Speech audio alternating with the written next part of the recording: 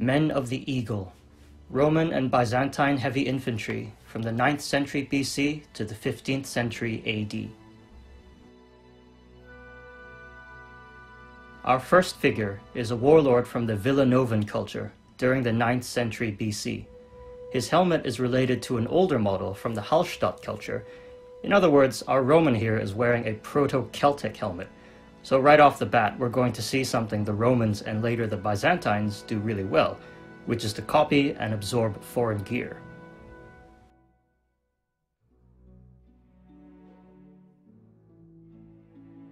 Our next figure is an Etrusco-Roman hoplite from the 5th century BC, which again showcases how the Romans copied foreign gear, in this case probably getting their Greek influence from the Etruscans, who themselves were definitely influenced by the Greeks in southern Italy.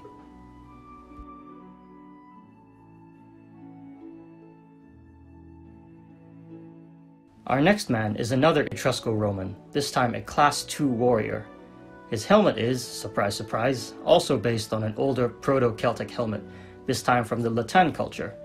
Bit of foreshadowing for some later Roman helmets.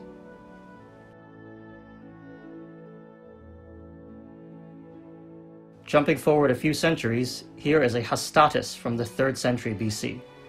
The Hastati were drawn from the younger, poorer, and less experienced men, and served in the first battle line. Also, he would have carried a pair of javelins. And another figure from the same time period, here is a princeps, singular from principes, who served in the second line. He's a bit wealthier and more experienced than the Hastatus, and can afford better gear, including a pair of javelins. Still only has one greave though, which means either greaves were super expensive, or maybe only one was needed for the kind of javelin and sword fighting that the Hastati and principes engaged in. And here is a Triarius, again from the same period. These were the old farts of the army, the middle-aged men with the most experience and the most money who served in the third line. He's equipped more like a hoplite than the previous two men, and according to Polybius, the Triarii were a kind of emergency reserve for when things got truly dicey. Our next figure is a legionary from the mid to late 1st century BC. By now, after the Marian reforms, all Roman heavy infantry were equipped more or less like this, again missing a pair of javelins. I feel these guys don't get enough love. They might not look as flashy as the Imperial legionaries, but these were the guys who helped Rome grow from a republic to an empire.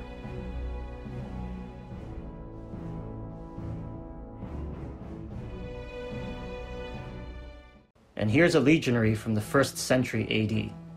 When you think of Roman soldiers, you probably think of someone like this, wearing the surprisingly short-lived segmented cuirass, which funnily enough is the most Roman thing he's wearing. His helmet is Celtic, his shield is Celtic or Spanish, and his sword is definitely Spanish. And here he is decked out in heavier armor associated with the Dacian Wars, maybe as protection against the Dacian falx, which, to put it crudely, was like a cross between a reverse-bladed katana and a two-handed battle axe.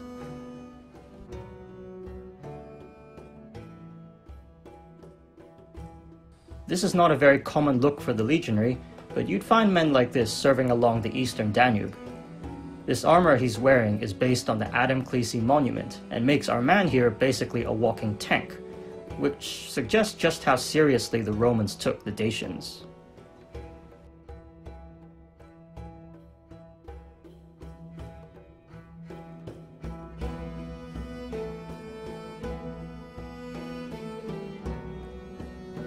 And here's an auxiliary trooper from the 1st century AD, one of the unsung heroes of the empire, keeping the borders safe and serving alongside the legions in war. There was no standard look for auxiliaries, and depending where you drew them from or stationed them at, they could look pretty different from this man here. Our man here is probably from Gaul, Germania, or the Balkans. Fast forward a century, and here we have a legionary from the 3rd century crisis. Things are definitely changing in this period. New types of military belts are coming into use, trousers are here to stay, the short sword is slowly being replaced by the longer spatha, and the segmented cuirass will drop out of use at some point. We're not sure why, but possibly because it was just too expensive and complicated to make and replace and maintain during this whole century of, massive, horrifying, grinding civil war. The Niederbiber helmet is also going to be surprisingly short-lived, despite looking very cool.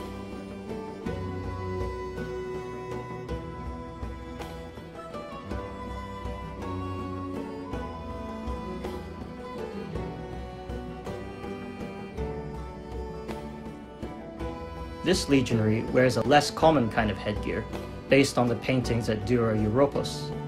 The Persians don't seem to have used them, so we're not exactly sure where it comes from.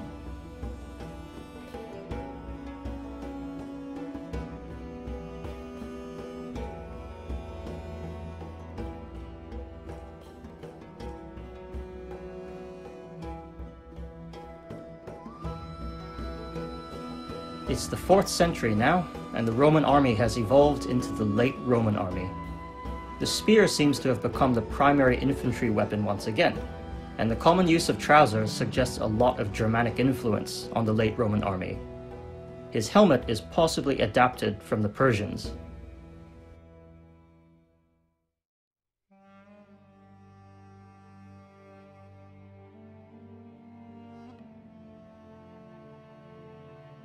Another 4th century legionary. His helmet is, again, possibly adapted from the Persians.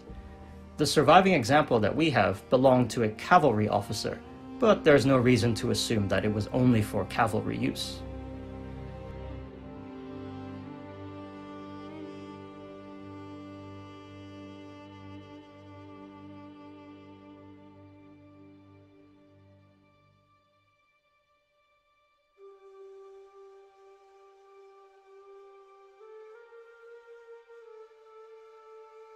This legionary wears a Spangenhelm, which is associated with Germanic designs, but might have come from Central Asia. But weirdly enough, this particular helmet was found in Egypt, which just goes to show how widespread this design was.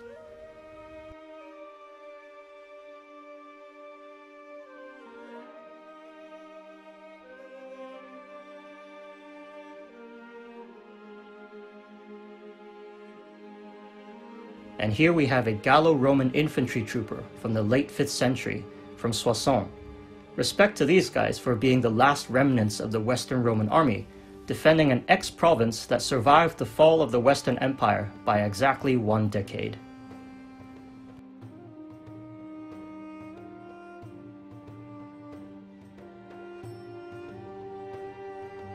Jumping east, here is an Eastern Roman infantryman of the 6th century, serving under Bucellarius.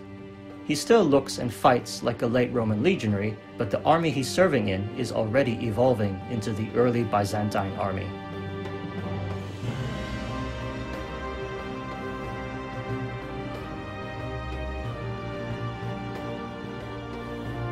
Our next man is a dismounted Bucellarius, again from the 6th century.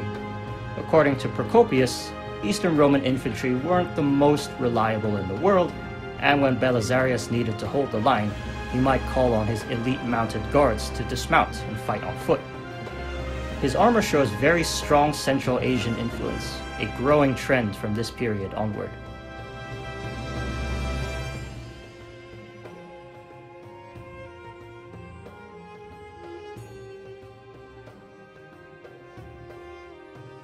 And here's a Roman militiaman from the Siege of Rome in AD 537. He doesn't wear much, just a Phrygian cap and shield and spear, but according to Procopius, were pretty gutsy in defending Rome from the Goths. And now a heavily armored infantry front ranker from the 6th century, according to Emperor Maurice's Strategicon. This just goes to show that we can sometimes overstate the Eastern Roman army's evolution, slowly focusing on cavalry over infantry. This man here suggests that, at least in theory, the 6th century Eastern Roman army still saw quality infantry as important.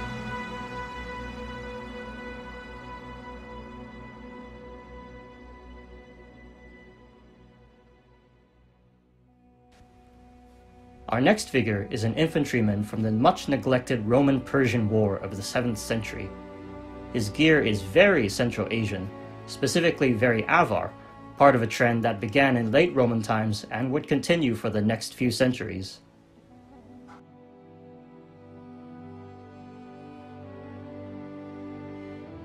And here he is wearing a cloth helmet covering, as suggested on the David plate, associated with Emperor Heraclius.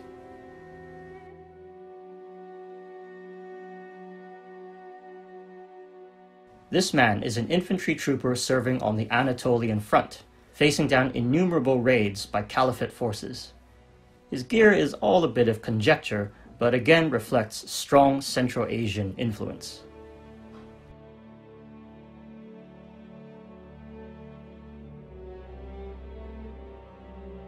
And here is an elite infantry trooper from the Tagmata, the Central Armies. Again, a bit of conjecture since the 8th and early 9th centuries aren't very well understood. Byzantine art often portrays soldiers with teragaes, but I've chosen to interpret it here as a padded arming jacket poking out at the arms and waist. Now we've come to the Macedonian Renaissance, a period of military revival for Byzantium, also reflected in this man's impressive level of protection, based on the 10th century treaties, again suggesting that the Byzantine army took infantry more seriously than we'd think.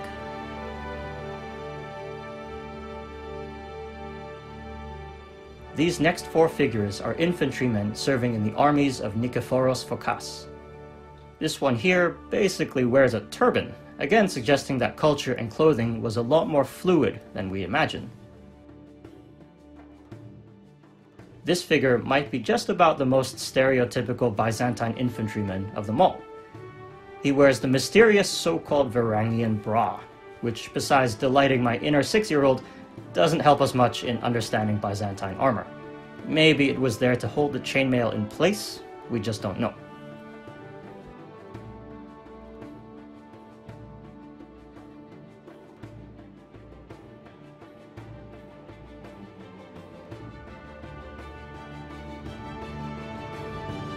The lamellar cuirass of this trooper is a distinctively Byzantine type of lamellar. Unfortunately, the Byzantines seem to have forgotten how to make it after the 13th century, and it doesn't appear again in Byzantine art.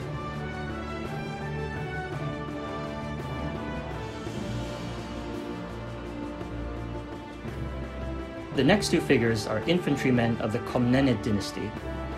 The success of the Comnenid army is proof that the Battle of Manzikert was not the death blow that we sometimes make it out to be. The Byzantine army from this period onward started to show Western influence, which I've shown here with the distinctively Western kite shield with a boss.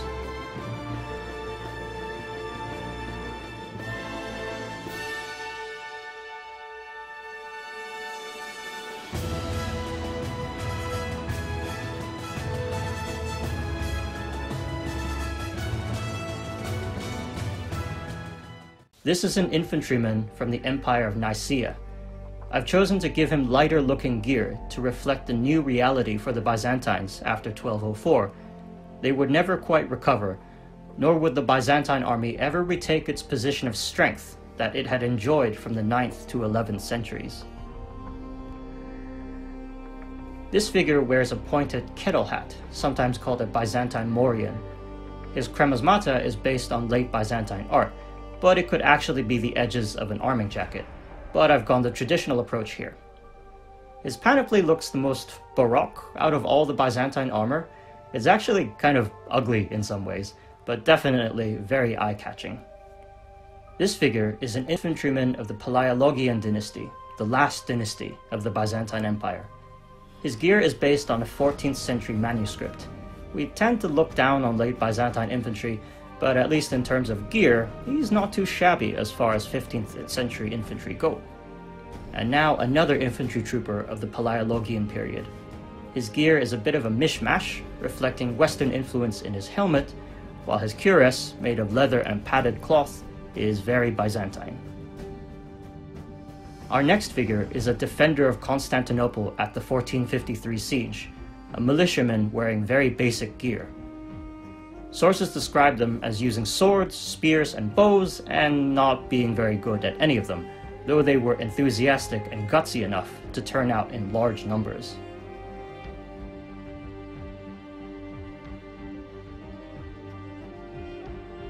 Our next defender of Constantinople is an Imperial household trooper. We don't really know how they would have looked, and contemporary art isn't much use since it made a point of portraying soldiers in classical armor.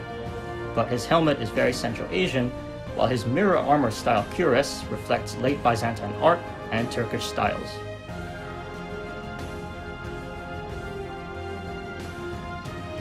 Our second last figure is a warrior of Trebizond in the mid-15th century. Trebizond is a contender for last man standing of the Roman Empire, surviving the fall of Constantinople for almost 10 years. His gear and costume shows very strong Turkish influence, save for his tall hat.